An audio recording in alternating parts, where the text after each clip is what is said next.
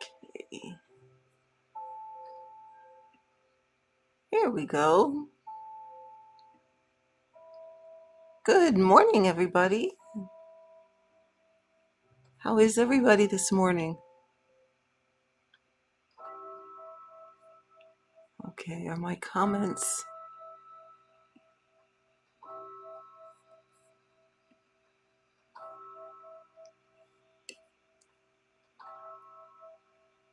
Okay. Can everybody hear me?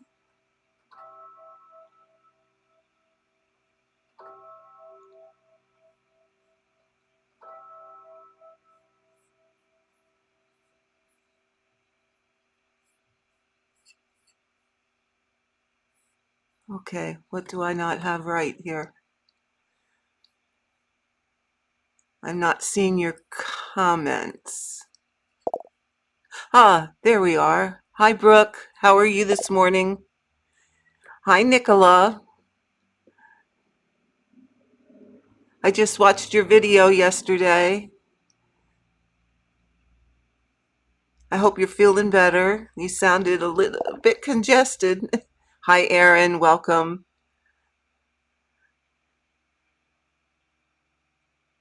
Okay.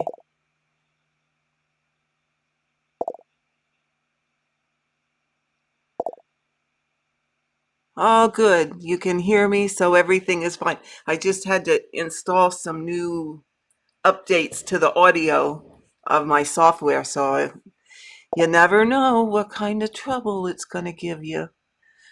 So everything should be okay. So I hope everybody's doing great this morning. It's wonderful here. It's a nice fall day. Hi, Julia. It's a nice fall day here. The sun is out. In fact, it was so bright over here in the porch this morning that it made my phone difficult to see from the sun coming in the window.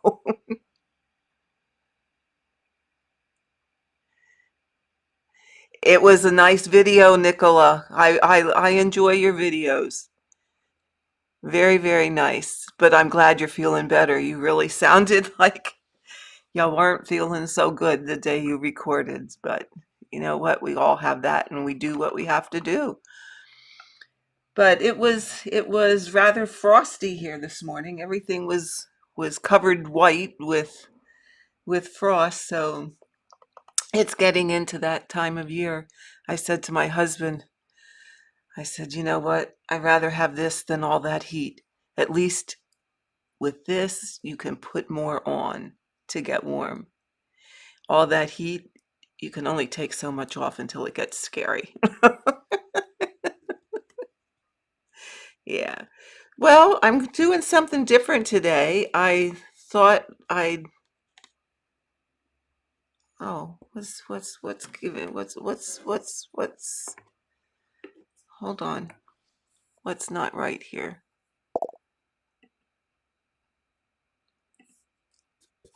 Why can't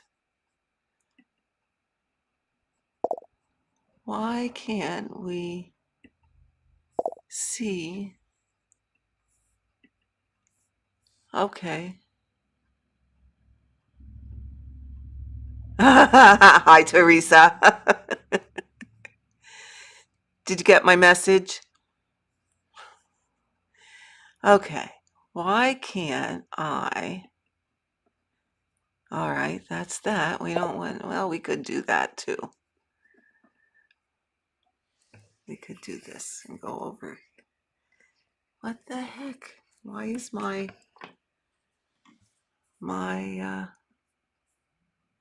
okay, maybe you won't watch me stitch at this rate. There you get all of me.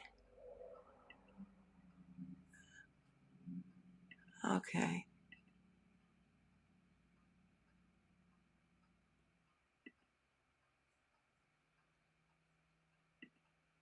No, we don't want that. We want this, but why are we not seeing me stitch. Hi, Jody. How are you?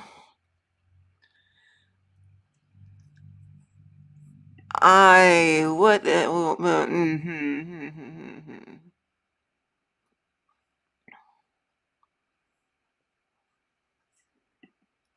Why, my camera's showing, but why is it not? Okay. Okay, technical difficulties here, my dears. What the heck is going on? Why are you not able to see my hand on there? Yeah, I have a picture of my stitching, so my webcam is on. Is it not? Yeah.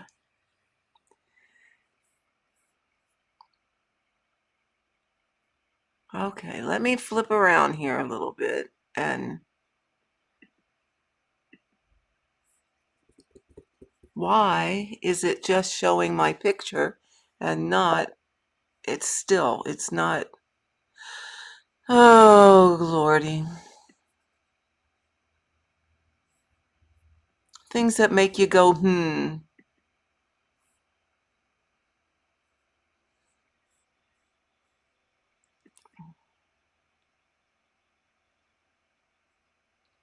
Sorry about this, folks.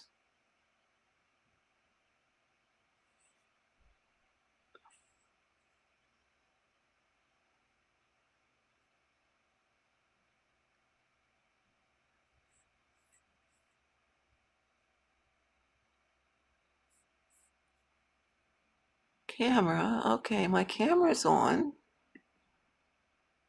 All right.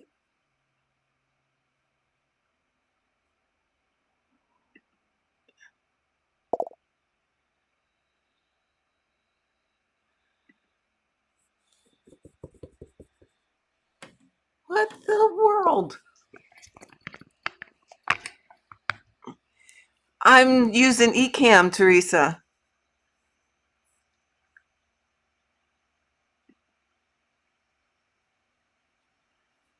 What the? Okay.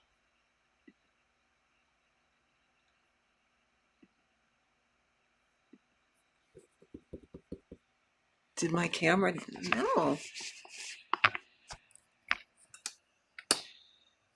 Okay, it's like I have a picture, but I can even move my camera and it's just showing my picture.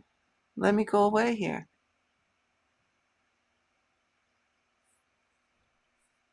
What the Harry? Okay. Oh, now you get to see my daughter and all her. Oh, well, thanks for asking, Teresa. I'm sorry. Yeah, everybody's gonna leave me. I might have to just, we don't want that. Yeah. I'm sorry, folks. We might just have to,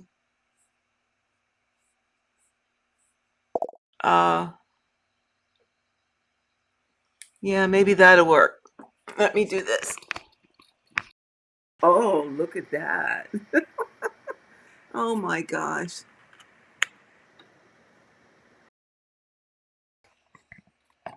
Now let's see. Oh, good Lord. No. Oh, there we go. Oh, finally. All right. There we go. I guess it was just burping. Thank you, my dear. You saved my day. Yeah, well, I hope people come back because it's better now. We have it fixed. So now we'll stitch. Ah, so I decided what I was going to say. Oh, good. Oh my God. Yay, Teresa to the rescue. Yes. Thank you, thank you, thank you. Thank you, thank you. You know I love you. I thought I'd work on Death by Cross Stitch today because how many of you are participating in what did they call it? Black Sampler November. So I thought that's why I picked Death by Cross Stitch to be one in my rotation, because I thought, oh, okay, I'll do Black Sampler. Yeah, we're stitching. We'll see how much I stitch, or like all the others, just sit and chat. You know how that goes. But I thought I'd participate in Black Sampler November, and that's why I picked Death by Cross Stitch to be able to do that. So we'll see how that goes. If I don't know that I'll have it as my one to predominantly stitch on in November, but I thought about maybe using it for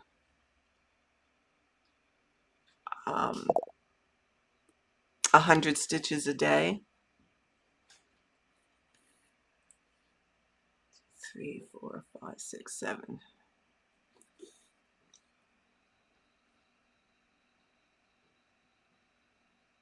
Oh, Nicola, are you cheating? Watching a video while you work. That's always fun. Keeps life interesting. How long have I had this? Well, let's see. I started it a couple months ago. Maybe I started it back when I was doing the survival of the stitchiest. So that was, oh my, 6 months, at least 6 months ago. And this is all the further I am. I mean, you can't really see it, but I started over in this corner. So I have all of it done straight over from this point over to the edge, and you can't really see it here. Down a little bit.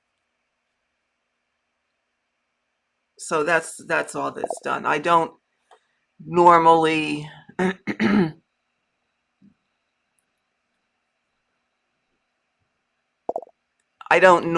work on this, not very much. I did work on it more when I was in that challenge group, because I could get a large number of stitches on it. But other than that, I really haven't. I'm going faster than your long dog. Oh, other than that, I haven't worked on it a whole lot. I usually pull it out when 4, 5, 6. I pull it out when I want something that's kind of mindless. Mindless stitching every now and again is good. I mean, I prefer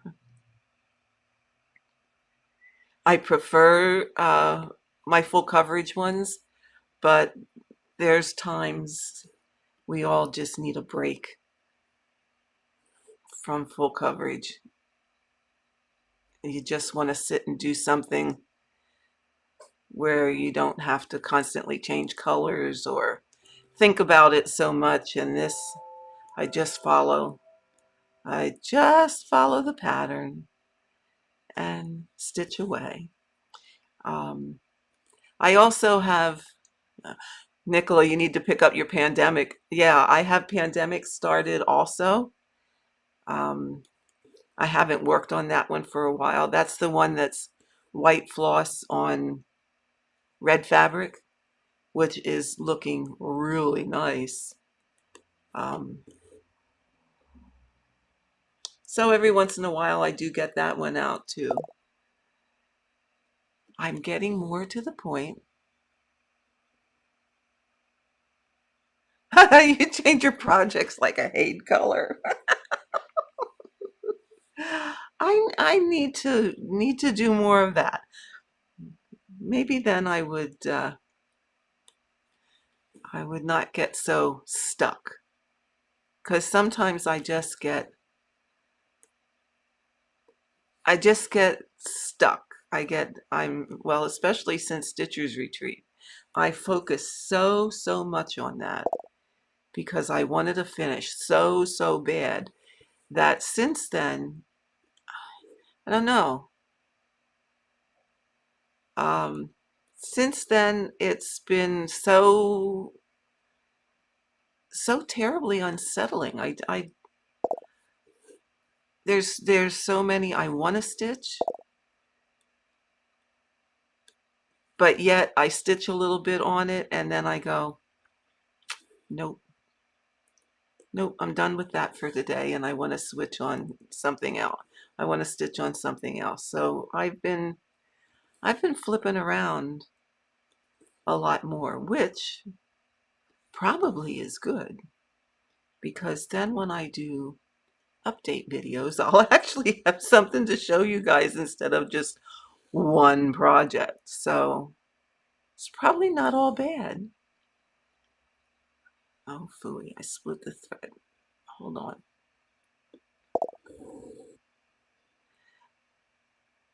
Well, hi, Allie. Juno, how are you this morning? I just watched your video the other day too, which was very nice. I really enjoyed it. Hi, Meg. Haha, you finally managed to catch a live stream. Well, we're glad you're here. I'm glad you were able to do that.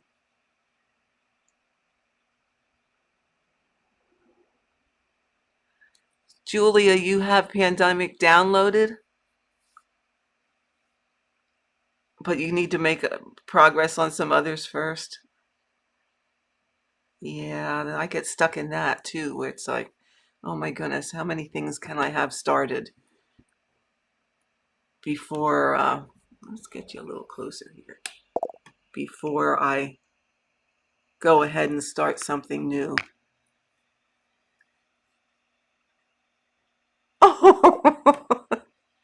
Oh, Allie, Juno, that's too funny. Oh, you saw I followed you, and you went, "Ooh, I know her." Yeah, well, seems my name gets around, seems to get around pretty well, doesn't it? But yes, I did enjoy it. I did enjoy it. I would like to catch up on some more of yours and other people. I just recently subscribed to Christie's Corner Needlework, so that's another new one for me. And if some of you others haven't checked them out, do check them out. They're in the under 1,000 subscribers club, so it would be nice to check these two gals out and get some subscriptions, um, get some subscribers so that it can get to 1,000 and reap those extra benefits of having 1,000 subscribers. You've been watching mine since you started stitching. Oh, well, thank you. Thank you. And I'm glad my videos could help you out. I mean, that's really why I do them and really um, my motivation to do them. So if people have things that they want to learn or want to know how to do, just let me know, and I'll try to get a video up with that in mind. Uh, I do, and I mean that's really, as you can see if you look back through my videos, that's really what I'm all about, is helping people learn how to do things. What makes your life a little easier when it comes to stitching?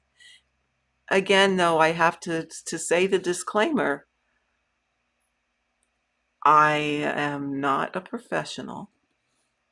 I am self-taught. Um, and I try to mention this every video. Hi, Joyce.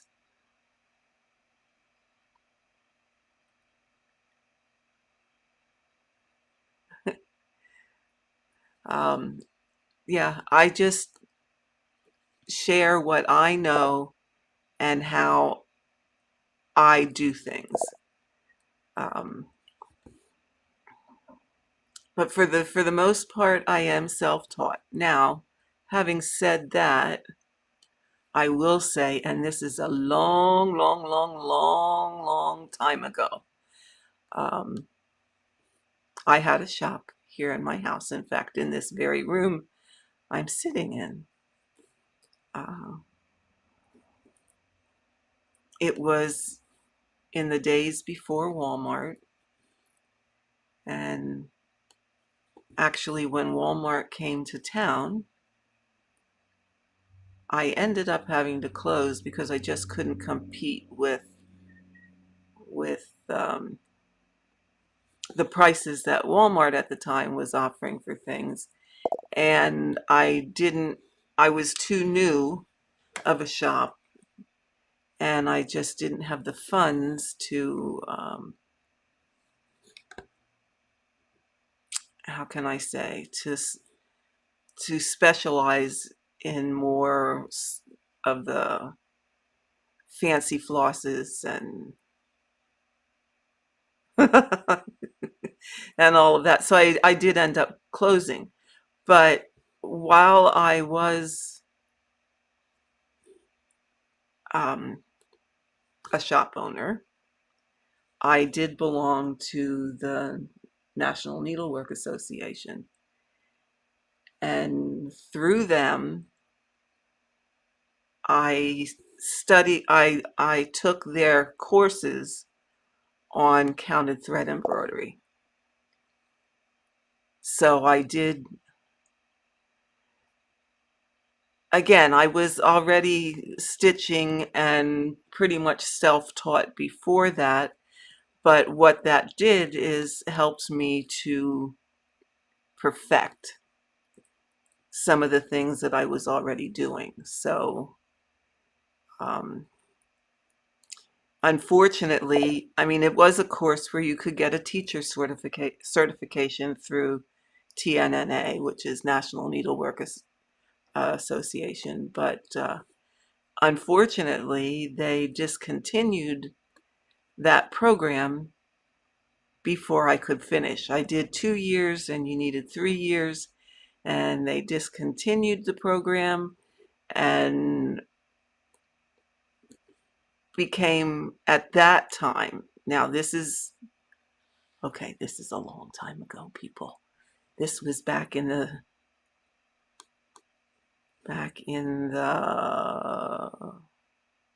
80s, early 80s.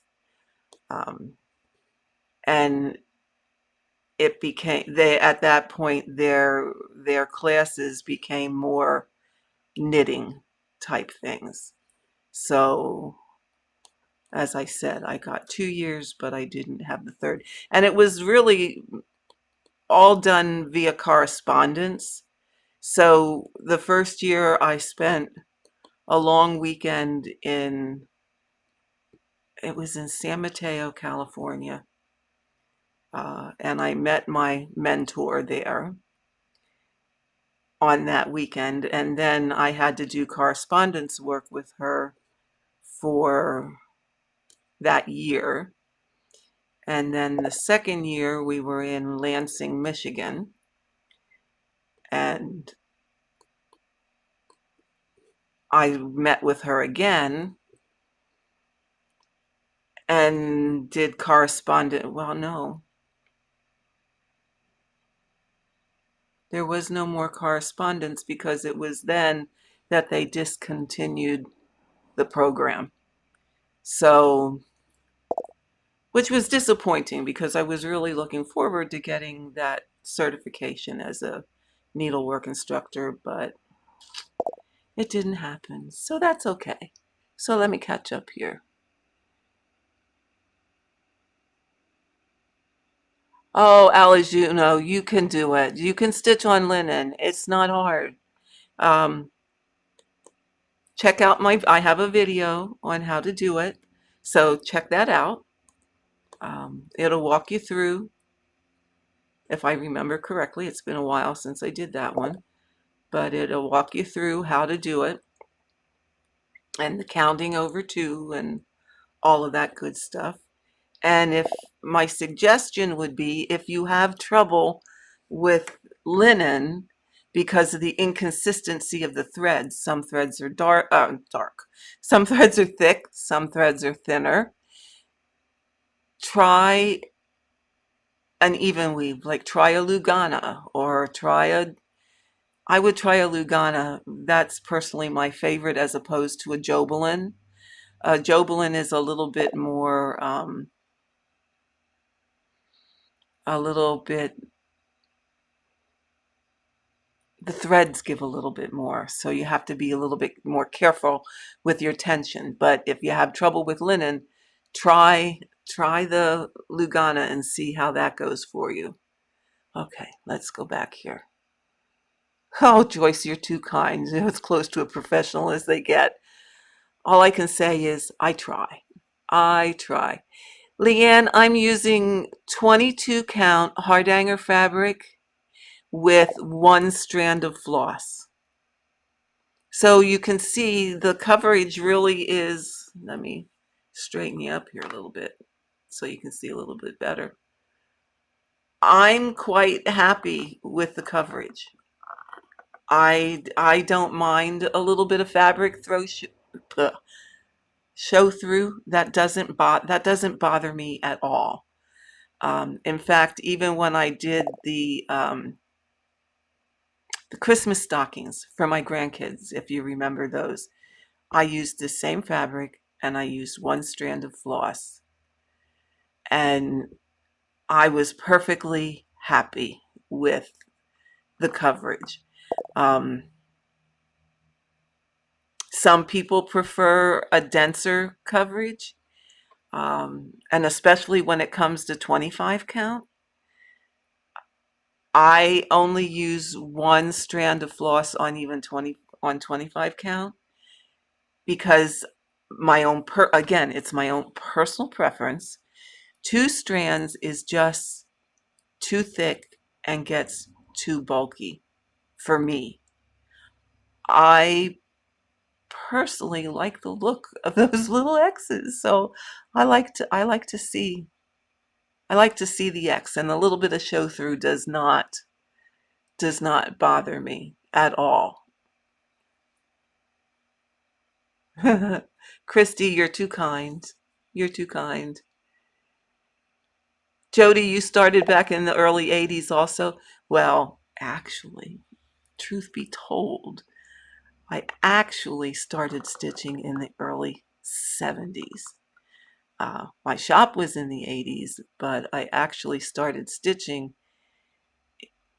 in 1972 when I got out of nursing school. Yeah. Yeah, so I'm giving away my age. Yeah. Linda, welcome from the Netherlands. Nice to see you here. I'm glad you're joining us. Oh my goodness, Jody, is that not the truth or what? Cross stitch today is absolutely nothing like it was back then. I remember I used to have to search and search and search to find any kind of patterns. And then when I did, they were all, well, there just wasn't much to them. They were just cute little motifs. Like it might have been a flower in a flower pot, or, something really, really simple that I didn't make large things, and not at that point in time. I do remember, though, I think it was either Women's Day or um, McCall's Home and Garden. I think that was the name of it. Gosh, that's whew, a long, long time ago. But they had charts and they were just small. Well, I made them just small because I didn't know any better at the time. Um, there was one chart for each of the 4 seasons of the year. And those were actually some of my first stitch pieces. And the only fabric I had at the time is what a coworker got for me, because she was the one that got me into cross stitch. And over at the Ephrata Cloisters, um, which isn't too far from where I live here in Pennsylvania, she picked up this fabric, this count fabric, 22 count hardhanger fabric, and got me some. And I stitched those 4 seasons over one on this 22 count fabric. That was my first experience with actual stitching myself. Um, yeah. It was like um, baptism by fire, more or less, because I didn't know anything at the time. All I knew is each square on that chart meant a square, an X on the fabric, and I didn't know anything about stitching over 2 or all of that, so I stitched it over 1 on 22 count. And then as things progressed and I found like 14 count Ada cloth and 18 count Ada cloth and all of that, so I started using that.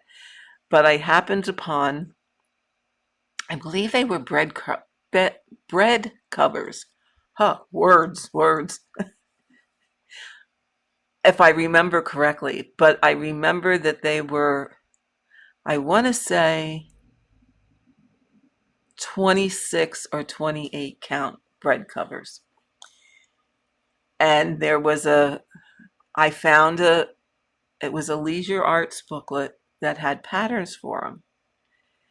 Well, thinking I knew everything, I started stitching these, and I started stitching them over one and going, oh my God, this is tiny. Oh my heavens, why is my picture so small, and on the picture on the chart it looks so much bigger? Well, here I was supposed to stitch it over 2 so that it filled the corner on the bread cover. Had I known, it would have been a whole lot easier at that point in time, but no. Yeah, I had to think I knew better and stitch it over 1, so they were tiny. And I actually didn't rip it out. I don't know what I ever did with them. I don't remember if I ever finished them or exactly what happened to them, but it's like, and then it was, the things we learned, or the things I learned since then. And that's when I started finding books on cross stitch and books on other needlework, and starting to teach myself. And then decided that I really wanted to open a shop. And a friend of mine, God love her, talked me into opening a shop. So I goofed this up here. Something I did wrong. I have to rip this all out. Oh, phooey. Where was I?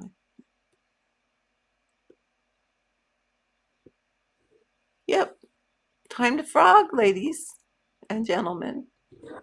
Yeah, a friend of mine talked me into owning a shop.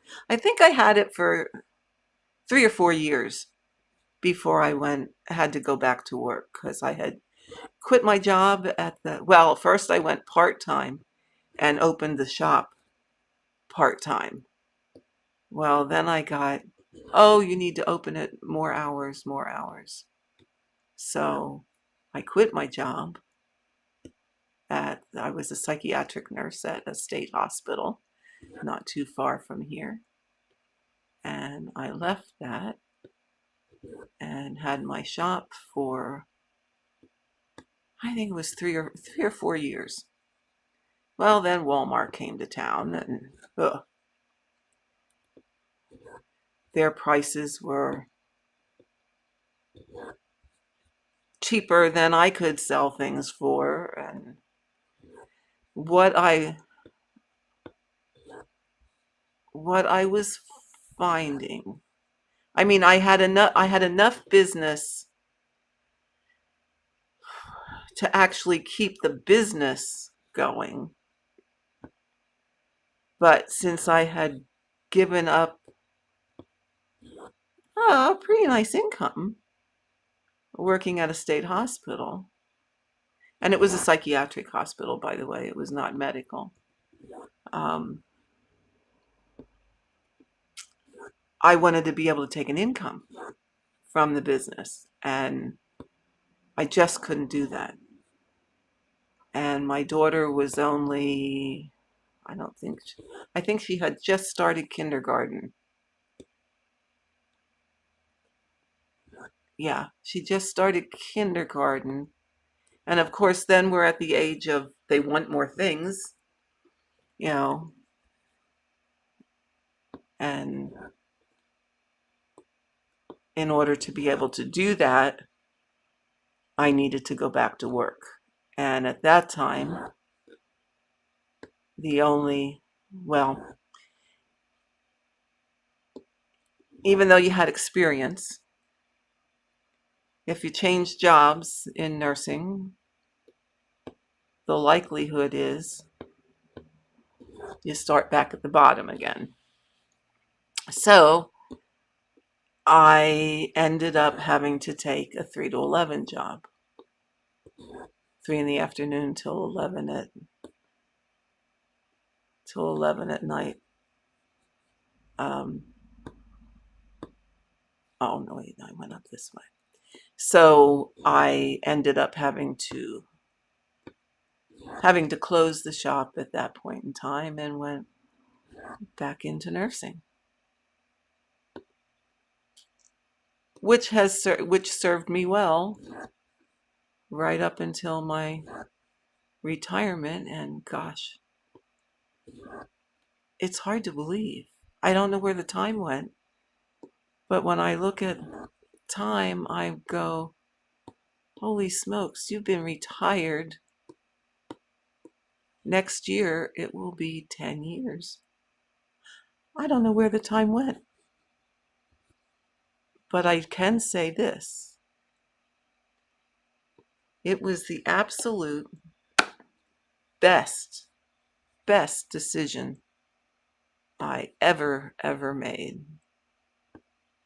I do not regret it one iota. I love being retired because look at all the stitching I can do. That makes it all worthwhile because I spend that's a lot of my time is just sitting here stitching. And Nicola, I think I've joined your club today because now you are watching me frog. So this video, instead of stitching, will be all about frogging, because somewhere up in here is where my mistake is. 1, 2, 3, 4, 5, 6, right there. Right there is my mistake. So we have to frog all the way back to that. Oh, the horrors. Horrors, horrors, horrors. Oh, Christy, one of your Royal School of Needlework. Oh, oh, oh, be still my heart. I would love, love to do that. But I doubt that for me it's ever going to happen. But I always wanted to take courses. And correct me if I'm wrong, I'm not sure if they have a place in the States where they offer classes. Do you know? Although it's probably not anywhere close to me. I'm on the East Coast. I sort of half think that there is some place, but it might be out on the West Coast somewhere. But oh, would that not be a fantastic thing to do? I mean, in all honesty, I consider myself lucky that I was able to take classes through the National Needlework Association. And the mentor that I had was actually an instructor through Embroiderers Guild of America, which was a real honor to work with her. If I remember, I will find my sampler that was part of my correspondence with her. In fact, I think I can get it and show you. I think I know right where it is. I think. I'll look. Let me look. Let me stop ripping here and I'll go look quick. I'll be right back. Okay, so you can look at my needlework while I go get it. Oh.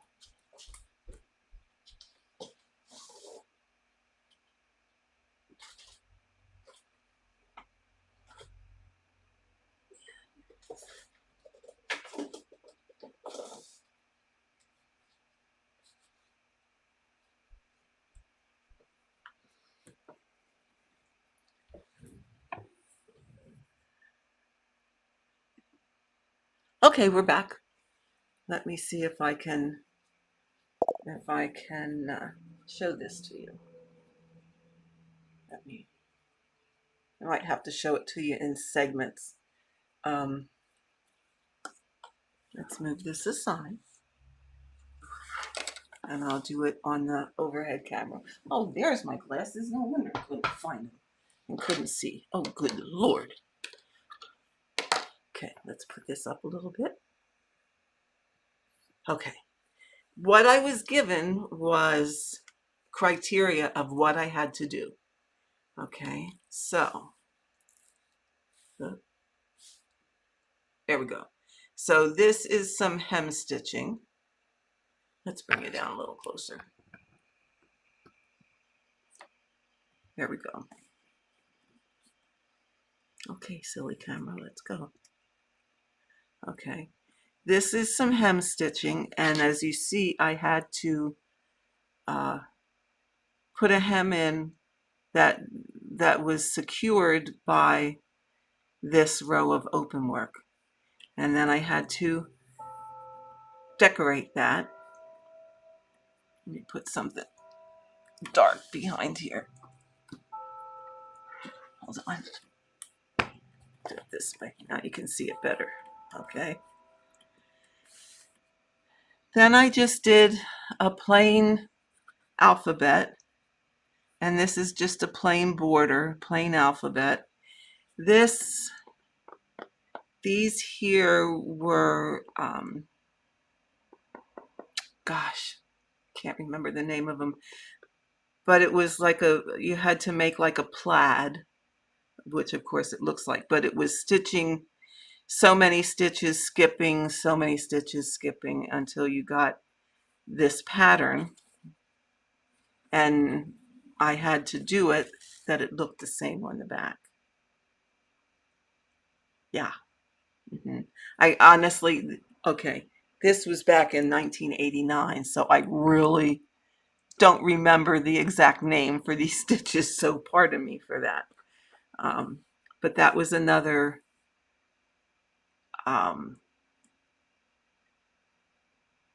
thing that I had to include. Then I had to include some black work and some, this is considered a CC work. So these two borders are the same, where this one is stitched with the circles showing, and this one is the negative of it. Okay, so that was called a CC. And then I had to do a certain number, and she gave me the stitches of which I had to do. Pull you in a little closer here. Yeah, I had to do pulled thread stitches, and these were all different pulled thread stitches. And then I did some more black work, and I added some metallic to it. And on this roof, this roof of this house is filled in with a long arm cross stitch, as is this border. And then I just did some more numbers and wrought by me, and this is a herringbone. This is a long arm again. Here's a row of eyelets, and then I finished it off with a bit of hard hanger. So this was my project. I had to take it along when I went to Lansing, Michigan, and met with my instructor. So this is what I had to complete in the year between being in California and being in Michigan. So this was my, for lack of a better way to say it, homework. And people there, and I never charted it. But everyone thought I should chart it. And I can show you the back. Okay, let's look at the back. You really can't tell the difference between the front and the back. And for this piece, well, I remember the first time I met with my mentor. Her comment to me was, "I don't know that I can really teach you anything." I said, "Oh, really? I'm not that good. No, I don't know that I can really teach you anything." So after I did this, and I was in Lansing, and again, it was a long weekend. It was like a Thursday, Friday, Saturday, Sunday, or something to that effect. I was given what they call a Silver Thimble Award. So that is not given to many people, or at that time was not given to many people. And it was one of the highest honors within that organization to win a silver thimble award. So I have that around here tucked away in a safe place. And it actually is silver because I actually have to polish it up every once in a while because it, you know how silver tarnishes? Yeah, it does that. So this was my project. So I, thought that I would share that with all of you. Yeah, again, well, like I said, this was, oh, something's on it. It needs a good wash. And I never had it framed, mainly because I really should really should wash it good and frame it. Um, Mainly because I didn't know how to deal with this bit because this is a hem stitch. This is a hem. So it's not something that they could wrap around. Well, I guess maybe they could wrap around a mounting board. So one of these days, maybe I'll talk to my friend Sherry at Total Framing and give it to her and see what she can do with it. Because it would be nice to have it hanging up on the wall since it was a piece that did get me an award of such. So there you have that. And I had all this extra fabric where I could have, and look at that. I don't know what, it must have gotten wet at some point in time. Who knows? It's been in a drawer for a long, long, long, long, long, long time. So that's my story. That's my little bit of my needlework history that you haven't heard before. So I think instead of folding it, we'll start to roll it this time and see what that does to it.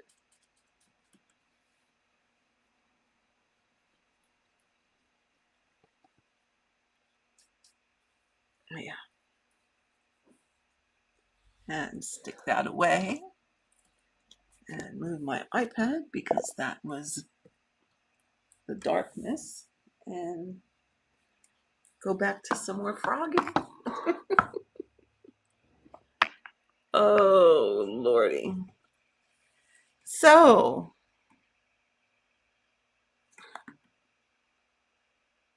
what else do we have? Wow, we're almost at an hour, but, well, we gotta frog this. Oh my God. Not one of my favorite things to do. How about you guys?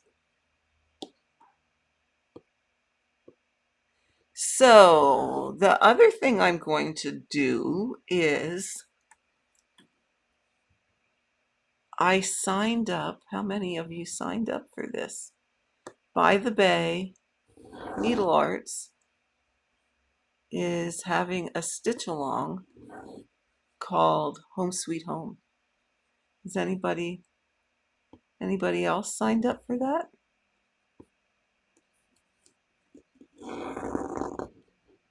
So I think the invoices just came out yesterday, and if I remember right, the first PDF for the first part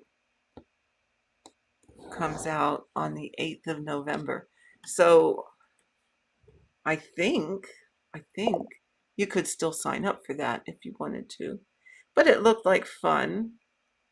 Let me see if I can find you a picture of it. Let's look here. Let's do by the Bay.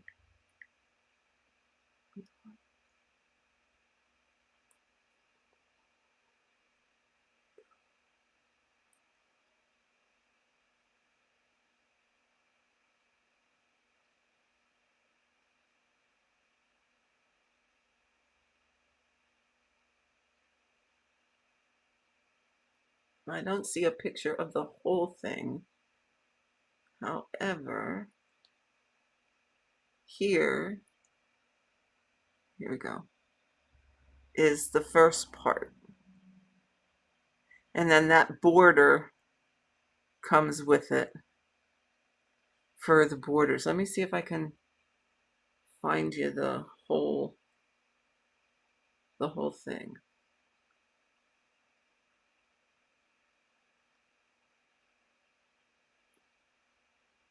I wonder. Okay.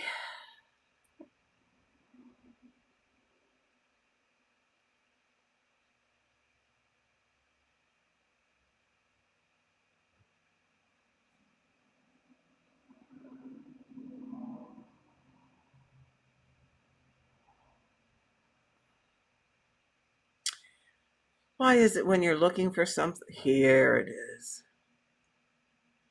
When you're looking for something, you can't ever find it. Here we go. I thought it was rather cute. So, there we go.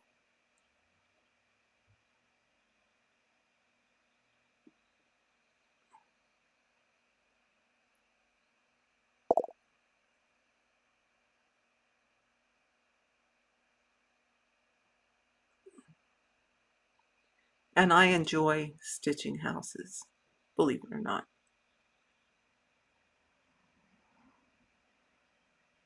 Yeah. So, I signed up for that. The first chart will come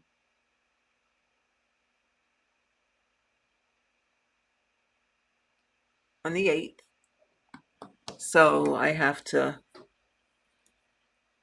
gather my stuff to start that. So that will be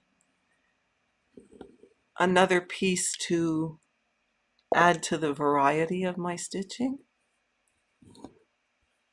so I don't get so bored. Well, I'm never bored, so to speak. I'm just, for most of my stitching years, I was a one at a timer. I would, especially when I was doing samplers, and I have done, my living room is nothing but samplers of all sorts. That's kind of why I went down the full coverage rabbit hole, because I got tired of samplers. It's like, how many samplers can one person do? I'm sure they can do lots and lots and lots and lots, because there are lots and lots and lots out there. But my husband started saying, well, these all look the same. Okay, they're not. They're not the same. But I will admit that a lot of my samplers were Quaker, or they are the Little Red Schoolgirl samplers. Um, I have 1, 2, 3, 4, 5 Verladen samplers that I did. And I just saw somebody is gonna stitch it recently. I saw Meta. Oh my goodness, where was it? I saw that in one of the groups. Someone is starting to stitch Meta, which is a huge, huge sampler with all circular Verladen motifs. There's like 100 and some round motifs on it. I had stitched that,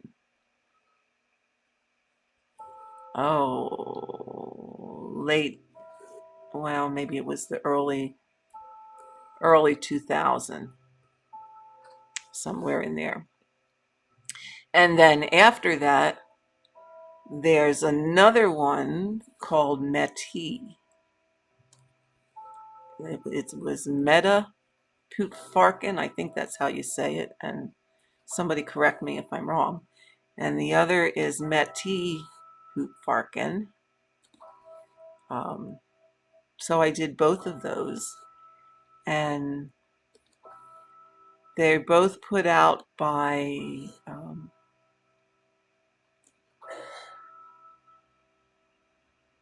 Sabine of European Reproduction Samplers. And in fact, if you go to her website, you'll see mine there. It's pictured along with Booma. Oh my goodness, Booma, I can't say your last name, and you probably don't watch these, but Booma's is on there. Donna Limos, hers is pictured on there. All of our samplers are pictured. And Booma and I sent ours over to Germany to Sabine, and she put that, if you look in the site, you'll see them pictured. You'll see pictures of where she had them hanging as models in the textile show in Berlin. So that was kind of a thrill to have my piece shown there. Metis was shown there. Meta I stitched with Vicki Clayton's hand-dyed fiber, and it's all done in, oh my goodness, I can't remember the name of the color, but it was reds. And Meta Red, I think we called it at the time. It was a special dye that she did for Donna and myself. It was a custom dye, and I don't remember exactly the colors that were in it anymore. And then Metis Pootvarkin, they were, I don't know, I can't remember if they were related or not, but it's on Sabine's website, I'm sure. That one was also done in hand-dyed fiber, and I stitched that in what we called Meta Black. So it was, again, another custom dye. It was a special dye, and it was black alternated with black iris bud and black iris bloom. So it kind of went from black, well, it did go from black to a really dark purplish color to a lighter purplish color, and then back to black again. So very, very pretty color. In fact, it became quite popular at the time. I don't know if Vicki makes that color anymore, but I'm sure she would remember it if somebody were to ask her about it. In fact, since she's dyeing silk floss again, I really should get in contact with her, because she only lives about 45 minutes from me. She lives in Williamstown, Pennsylvania, and I live in Myerstown. So it's just a short hop of getting on 81 and going up a couple exits and getting off and over to her factory. But yeah, very talented, and if you've never tried her floss, oh my goodness, it's wonderful. Truly wonderful. So I would assume, since she's back dyeing it, she's using her same source as she had before. And yeah, her stuff is amazing. So you might wanna check that out.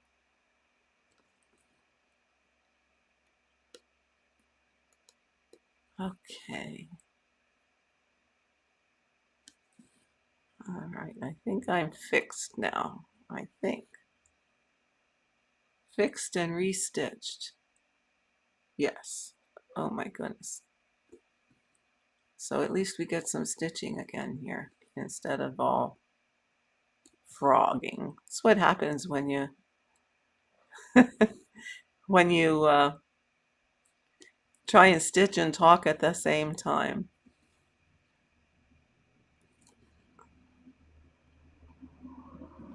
But at least we caught it before we had to frog too awfully much.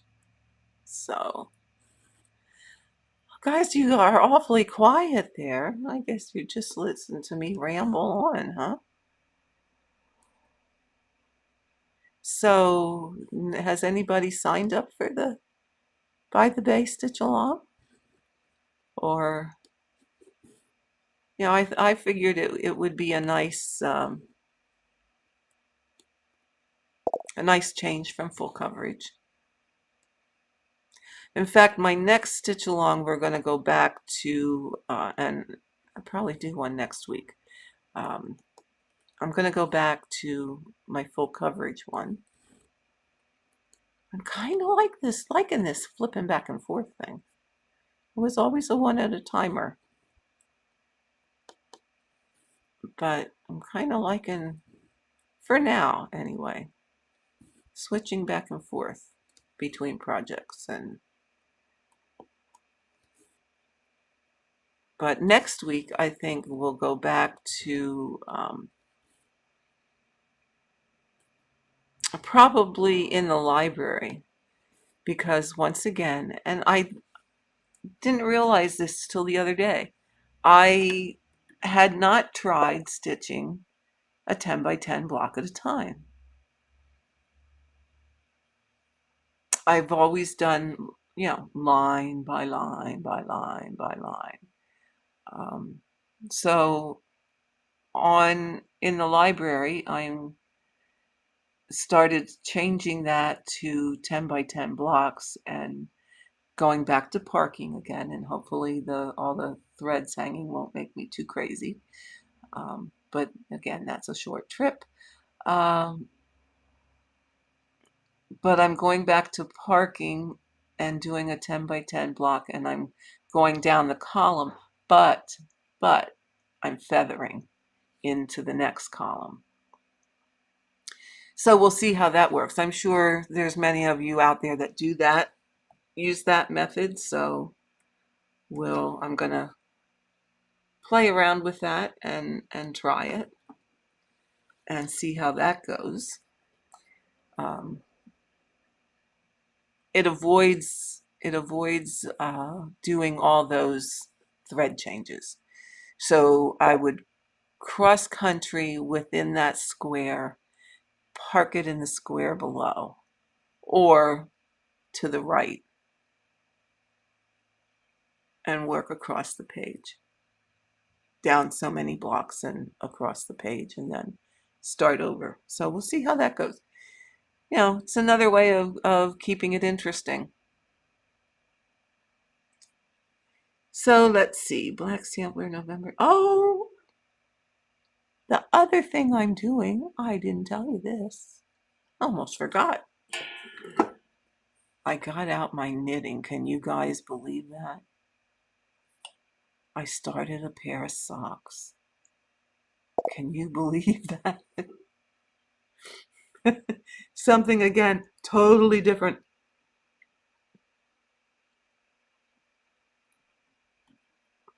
I don't have them over here. They're over in the living room. But I started doing a pair of socks, 2 at a time, toe up. So we'll see how those go. We'll talk about those in my next update when we do a progress report of my pieces. So that's new. And I know a lot of A lot of stitchers are also knitters, and winter time is about the only time I don't knit that often, to be perfectly honest with you. I don't knit that often, but I do knit on occasion, and it's usually only in the winter because the summer is just too hot. And then, let's see. I had a question, and Myra, I don't know if you watch these videos, but I think you do because you sent me a message and you asked, were there... No, I don't see my chat moving, Teresa. Am I, oh, wait. Oh my goodness, there it is. Oh, oh, wow.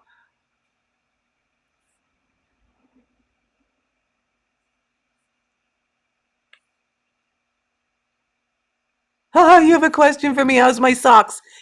My socks are doing well. I'm sorry, guys. For some reason, my chat kind of stalled.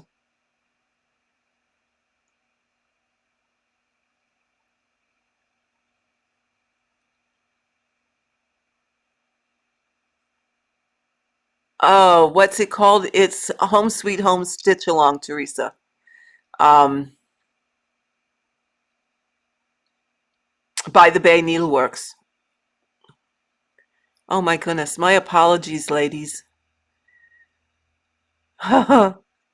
So let's see. Who did I miss here? Oh my goodness.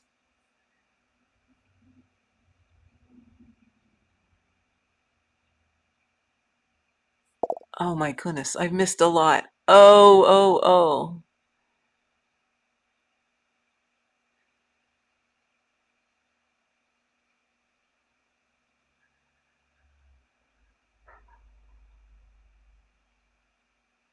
Oh my heavens. Well, I'm gonna have to miss all of that or I'll never catch up. Frogging is useful too. Keeps you on your toes, doesn't it, Christy?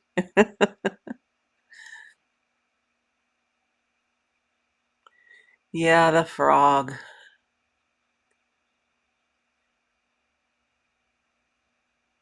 Aw, thank you, Jody. And I should have it framed. Yeah, I'm gonna have to look into having that piece framed. It probably needs a good wash first because, well, let me tell you, it's been sitting in the drawer since 1989. So it needs a good wash. Let's see.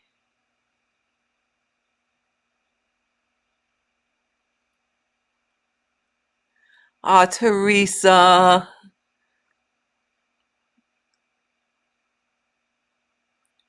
Thank you. Thank you. You know, I don't have to say anymore. You just know.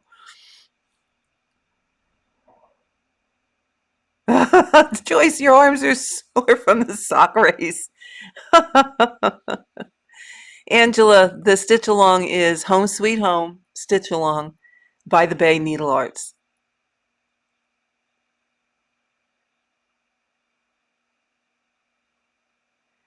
Christy, you're starting your first hate in December. Oh, don't be anxious.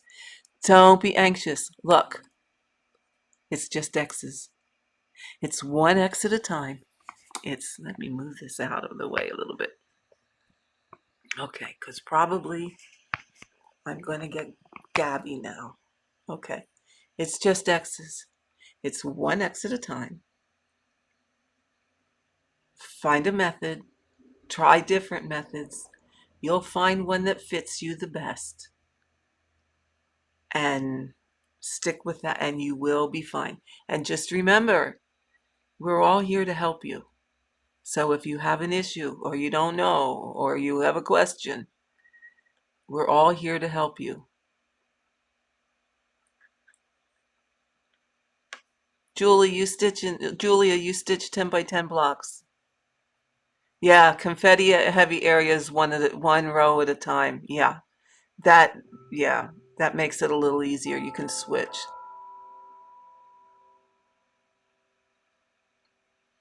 And Martina, hello. Thanks for joining. Oh my goodness. Yeah, converting your stitching shelf from line by line top and perhaps 10 by 10 blocks on the diagonal. Yeah, yeah. That's what Teresa Teresa, you do 10 by 10 blocks on the diagonal. She's the one I know that does it that way. Um, and there's others out there. They're not coming to my brain at the moment. Yeah, Leanne, that's true. Once I got into cross stitching, knitting just kind of went by the wayside. I mean, I still pick it up. Um, like I said, I still pick it up. I'm doing these socks just because it was something different. And again, it's something in the evening while you're watching TV because you can just kind of knit and not have to think too much. Oh, by the way, Teresa, I took my socks off of the two double pointed needles and I put them on one double pointed needle and doing magic loop, which I don't have to worry so much about the needles coming off the other side. Just started my first full coverage and I was nervous too. Yeah, Jody, they're addicting. They are addicting.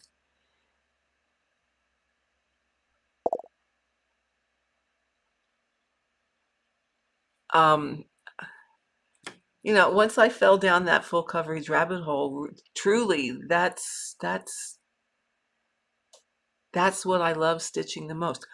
Don't get me wrong. I like stitching this. I like stitching Pandemic. I really want to do the stitch along. Um, but I'm finding my love is the full coverage.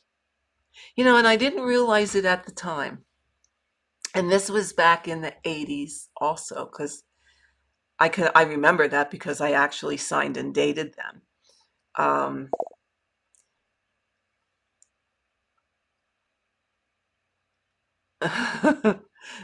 I I was heavy into stitching designs by Barbara and Cheryl, and they were actually full coverage, but there was not all the talk about full coverage at that point in time.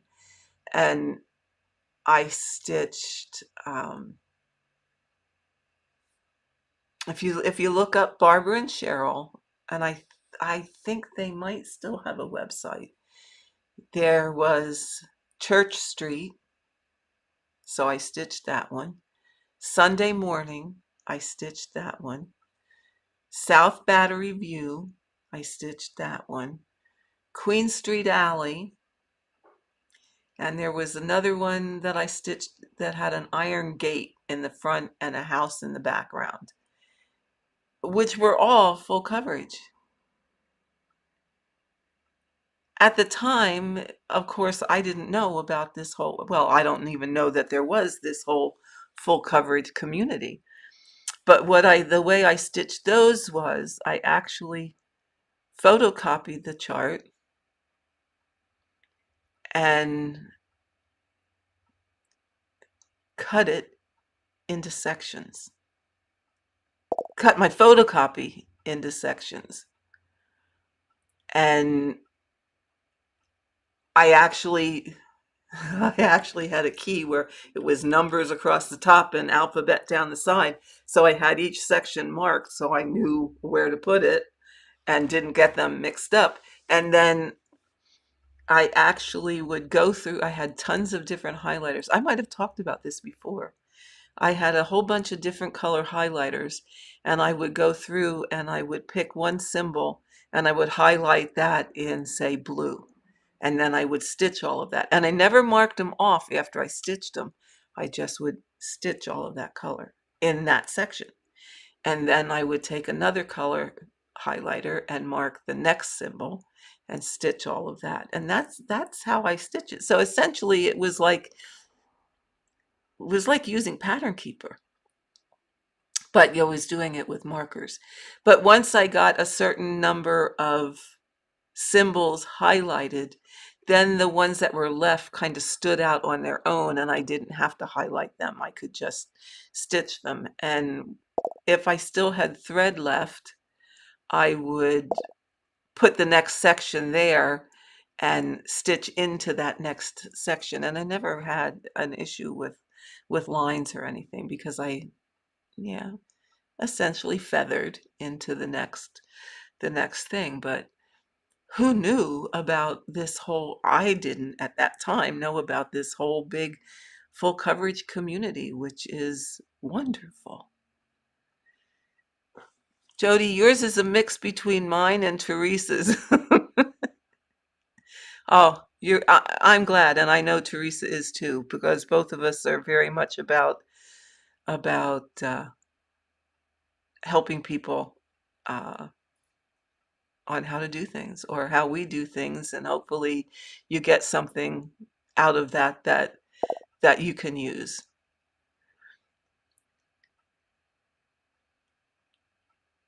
Oh, you guys are all too kind. What can I say? You're so wonderful. I really, really, really appreciate all of you, and love when you all stop by and we can have a nice chat, and hopefully you get, you know, hopefully I've helped you in some way. That's that's what we do here. That's what it's all about. But my dear friends, I'm going on an hour and a half here, and oh, Teresa, you're something else. Feeling the love. Yes, me too. Me too. You guys are the best. I have a very restful. Oh, do you know so many people say that, and I don't know that I do anything different than anybody else, but I'm glad. I'm glad. Yeah, time flies when we're having fun. So, but I really do think, Julia, the loop start and the pin stitch. Oh, yes. Yes. They're the best. That was another question I had, and I started to say that and then got distracted. Myra, and I can't remember her last name, but she asked about um, tips or techniques for stitching a sampler. And I really I really didn't know how to answer that because the stitching of a sampler is still much like the stitching of a full coverage. You can still use pin stitches to start and end your threads. You just have to strategically place them so that they're going to get covered up. Thread carries is like stitching any other piece, whether you're stitching a Plum Street or a Country Cottage Needleworks or a Brenda Gervais. Stitching a sampler is just like stitching one of those. So Myra, I don't know exactly how to answer your question if you're watching here or if you watch this after it's posted on YouTube. Um, if you could send me some more specifics, or if you'd want to do a live chat with me, I'd be happy to do that and try and answer your questions. And sometimes you don't really know what your questions are until you actually start stitching. You know, you can try and think ahead. Um, and I get sometimes it's hard for me to pick out what what things you would want to know because they have become such habitual things that I do that I don't think about them anymore. I just do it. Um, you know, a full coverage, yeah, I can get away with thread carries on there, and I can get away with longer thread carries, especially if I'm going to stitch over it. Um, but on a sampler, if you're going to cross an area that is not going to be stitched, you may want to think about ending off your thread and starting again. Or between alphabet letters, you want to maybe, there's usually only 1 or 2 spaces between each letter. So what I normally do if I'm going to carry between them is say always carry that thread at the bottom of the letter, or always carry it at the top of the letter so that it's consistent. Um, that way, if something does show through, it consistently shows through at the bottom of the letter. You aren't getting a willy-nilly thread carry like a, you know, once it's at the top, the next at the bottom, the next it kind of goes sideways up from the bottom of this one to the top of that one. If you're going to have that thread carry, do it especially with letters at consistently the same place. Although I showed you the back of my sampler, so maybe that will also give you an idea to answer your questions. Yes, Martha, aren't you? You are correct. That pin stitch and loop start is life-changing. It cleans up your back, first of all. It decreases bulk, especially on a full coverage, second of all. So yeah, they're awesome.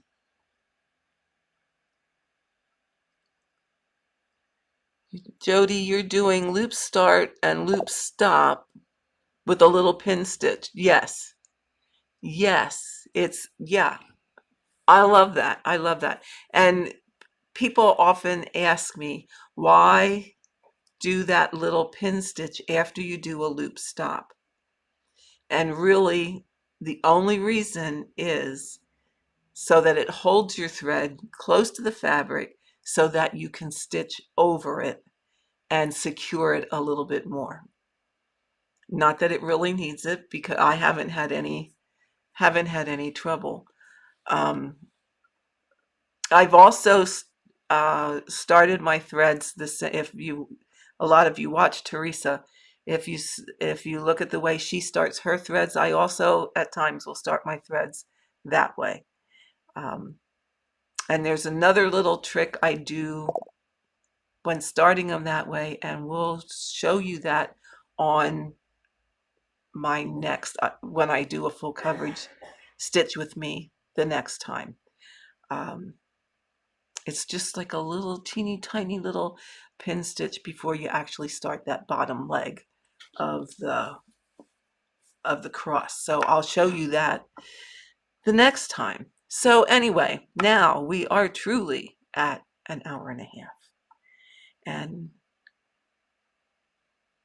I think we're going to call this one a day. And golly geez, I thank you all so, so, so very much for allowing me into your home to sit and have a chat with you, because it's always such fun to do that. I do enjoy these.